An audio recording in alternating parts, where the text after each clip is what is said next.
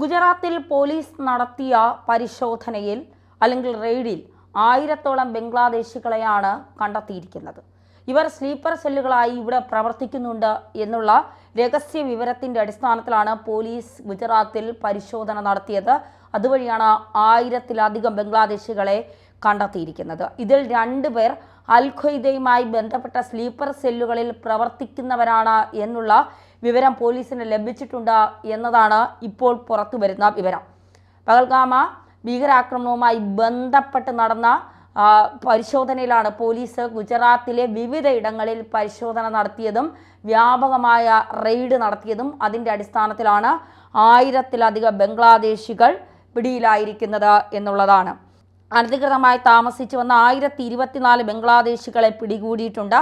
അഹമ്മദാബാദ്, സൂറത്ത് നഗരങ്ങളിൽ മാത്രം ഗുജറാത്ത് പോലീസ് നടത്തിയ പരിശോധനയിലാണ് അനധികൃതമായി കുടിയേറിയ ബംഗ്ലാദേശികളെ പിടികൂടിയത്. അതായത് ഇവർ കൂട്ടമായി താമസിക്കുന്നു, എന്നിട്ട് സ്ലീപ്പർ സെല്ലുകളായി വളരുന്നു. പിന്നീട് പല പരിശീലന ക്യാമ്പുകളിലും, അതായത് ലക്ഷറി തൈബ, ISI പോലുള്ള പല പരിശീലന ക്യാമ്പുകളിലും ഇവർ പങ്കെടുക്കുന്നു.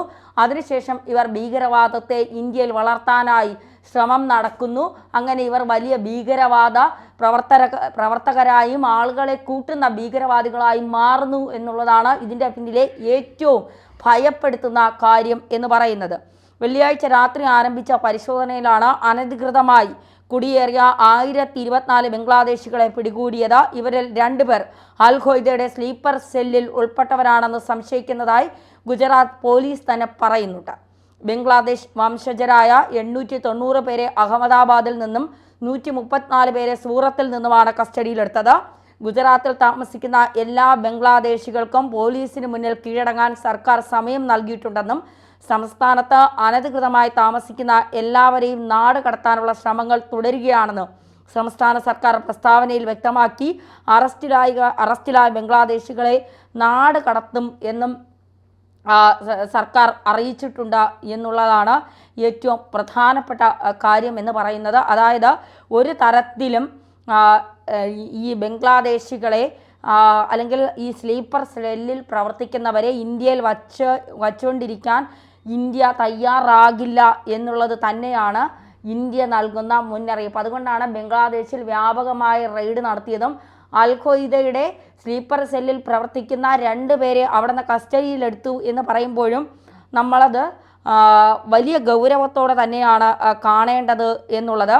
അതേസമയം വരുന്ന ചില ഞെട്ടിപ്പിക്കുന്ന വിവരങ്ങൾ എന്ന് പറയുന്നത്, പഹൽഗാം ഭീകരാക്രമണത്തിൽ പാകിസ്ഥാനെതിരെ കടുത്ത വിമർശനം ഉയരുന്നതിനിടെ പ്രകോപനവുമായി ലണ്ടനിലെ പാകിസ്ഥാൻ ഹൈക്കമ്മീഷനിലെ ഉന്നത ഉദ്യോഗസ്ഥൻ രംഗത്തെത്തിയിരിക്കുകയാണ്. 26 പേർ കൊല്ലപ്പെട്ട പഹൽഗാം ഭീകരാക്രമണവുമായി ബന്ധപ്പെട്ട ലണ്ടനിൽ പ്രതിഷേധിച്ച ഇന്ത്യക്കാരെ പ്രകോപിപ്പിക്കുകയായിരുന്നു പാക് ഹൈക്കമ്മീഷൻ ഉദ്യോഗസ്ഥൻ. ലണ്ടനിലെ പാകിസ്ഥാൻ ഹൈക്കമ്മീഷന് മുന്നിലെ പ്രതിഷേധത്തിനിടെ ഓഫീസിൻ്റെ ബാൽക്കണിയിലേക്ക് വന്ന പാകിസ്ഥാൻ ഡിഫൻസ് അറ്റാഷെ തൈമൂർ റാഹത്താണ് പ്രകോപനമുണ്ടാക്കുന്ന ആംഗ്യം കാട്ടിയത്. സമരക്കാരെ ചൂണ്ടിക്കാട്ടിയ ശേഷം കഴുത്തറുത്ത് കളയുമെന്ന ആംഗ്യമാണ് തൈമൂർ റാഹത്ത് കാണിച്ചത്. പാകിസ്ഥാനിൽ പിടിയിലായ ശേഷം ഇന്ത്യക്ക് കൈമാറിയ ഇന്ത്യൻ വ്യോമസേന ഗ്രൂപ്പ് ക്യാപ്റ്റൻ അഭിനന്ദൻ വർത്തമാന്റെ പോസ്റ്ററും കയ്യിൽ പിടിച്ചായിരുന്നു തൈമൂർ റാഹത്ത് കഴുത്തറുത്ത് കളയുമെന്ന ആംഗ്യം കാണിച്ചത്. കേണൽ തൈമൂർ റാഹത്ത് 2 കൈകളും കൊണ്ട് അഭിനന്ദന്റെ പോസ്റ്റർ ഉയർത്തിപ്പിടിച്ച ശേഷം ഒരു കൈ പെട്ടെന്ന് താഴ്ത്തി പ്രതിഷേധക്കാർക്ക് നേരെ കഴുത്തറുത്ത് കളയുമെന്ന ആംഗ്യം കാണിക്കുന്നതിൻ്റെ വീഡിയോ അടക്കം പുറത്തു വന്നിട്ടുണ്ട്. സമാധാനപരമായി നടന്ന പ്രതിഷേധത്തിന് നേരെയായിരുന്നു ഇയാളുടെ പ്രകോപനം. ഇതിന് പിന്നാലെ സ്ഥലത്ത് നേരിയ തോതിൽ സംഘർഷമുണ്ടായി എന്നുള്ളതാണ് റിപ്പോർട്ടുകൾ പുറത്തു വരുന്നത്. അതായത് പഹൽഗാമുമായി ബന്ധപ്പെട്ട് വലിയ തരത്തിലുള്ള പ്രതിഷേധങ്ങൾ പാകിസ്ഥാനെതിരെ ഉയരുമ്പോൾ, അതായത് പാകിസ്ഥാൻ എന്തിനാണ് ഈ തീവ്രവാദികളെ ഇറക്കിവിട്ട് നിരപരാധികളെ തീർത്തത്, അതിനെന്തിന് സഹായം നൽകി? കാരണം പ്രധാനമന്ത്രി പറയുന്നു സഹായം നൽകിയിട്ടില്ല എന്ന്, പക്ഷേ പാക് പ്രതിരോധ മന്ത്രി പറയുന്നു ഞങ്ങളുടെ സഹായത്തോടെയാണ് ഭീകരർ എത്തിയതെന്ന്. അപ്പോൾ ഇവിടെ എന്താണ് നമ്മൾ വിശ്വസിക്കേണ്ടത് എന്നുള്ള ഒരു വലിയ ചോദ്യമുണ്ട്. മാത്രമല്ല ഈ പാകിസ്ഥാൻ പൗരത്വമുള്ളവർ രാജ്യം വിടണം എന്ന ഒരു തീരുമാനം കൂടി ഇന്ത്യയുടെ ഭാഗത്തു നിന്ന് ഉണ്ടായിരിക്കുന്നു എന്നുള്ളതാണ്. ഇന്ത്യ ഇനി എന്ത് ചെയ്യാനാണ് തയ്യാറെടുക്കുന്നത് എന്നുള്ള ഒരു നിലപാടാണ് എല്ലാവരും ചോദിക്കുന്നത്. ഇന്നലെ ഉറി ഡാം തുറന്നുകൊണ്ട് ഇന്ത്യ ചില മുന്നറിയിപ്പുകൾ പാകിസ്ഥാന് നൽകിയിരുന്നു. മാത്രമല്ല ബംഗ്ലാദേശികൾ പാകിസ്ഥാന് വേണ്ടി വിടുവേല ചെയ്യുന്നുണ്ട് ഇന്ത്യയെ തകർക്കാനായി എന്നുള്ള ചില സൂചനകളും വരുന്നുണ്ട്. പ്രത്യേകിച്ച് യൂനസും മുഹമ്മദ് യൂനസും പാകിസ്ഥാനും തമ്മിൽ നല്ല ബന്ധമുണ്ട്. അപ്പോൾ ബംഗ്ലാദേശികൾ ഇന്ത്യയിൽ ഇരുന്നു കൊണ്ട് ഇന്ത്യക്കെതിരെ പ്രവർത്തിക്കുന്നു എന്നുള്ള ചില വിവരങ്ങളും കിട്ടിയിട്ടുണ്ട്. അതിൻ്റെ അടിസ്ഥാനത്തിലാണ് സ്ലീപ്പർ സെല്ലുകൾ ഗുജറാത്തിൽ ബംഗ്ലാദേശികളുമായി ബന്ധപ്പെട്ട സ്ലീപ്പർ സെല്ലുകൾ ഗുജറാത്തിൽ പ്രവർത്തിക്കുന്നുണ്ട് എന്ന ഇന്ത്യക്ക് മനസ്സിലായതിൻ്റെ അടിസ്ഥാനത്തിലാണ് ഗുജറാത്തിൽ വ്യാപകമായ റെയ്ഡ് നടത്തിയത്. 1024 പേരാണ് ആ റെയ്ഡിൽ പിടിക്കപ്പെട്ടത്. അതിൽ ഏറ്റവും ഗൗരവമുള്ള കാര്യം അതിൽ 2 പേർ അൽ-ഖ്വയ്ദയുടെ സ്ലീപ്പർ സെല്ലുകളായി ഗുജറാത്തിൽ നിന്ന് ഇന്ത്യയിൽ നിന്ന് പ്രവർത്തിക്കുന്നു എന്നുള്ളതാണ്. അതുകൊണ്ട് തന്നെ ഗുജറാത്തിലുള്ള എല്ലാ ബംഗ്ലാദേശികളോടും കീഴടങ്ങാൻ അല്ലെങ്കിൽ പോലീസിൽ ഹാജരാവാൻ ഇന്ത്യൻ അധികൃതർ അല്ലെങ്കിൽ ബംഗ്ലാദേശ് പോലീസ് നിർദ്ദേശിച്ചിരിക്കുന്നത്. എന്തായാലും ഇന്ത്യയെ സംബന്ധിച്ചിടത്തോളം പാകിസ്ഥാൻ്റെ ചെയ്തികൾ ഇന്ത്യക്ക് നന്നായിട്ടറിയാം.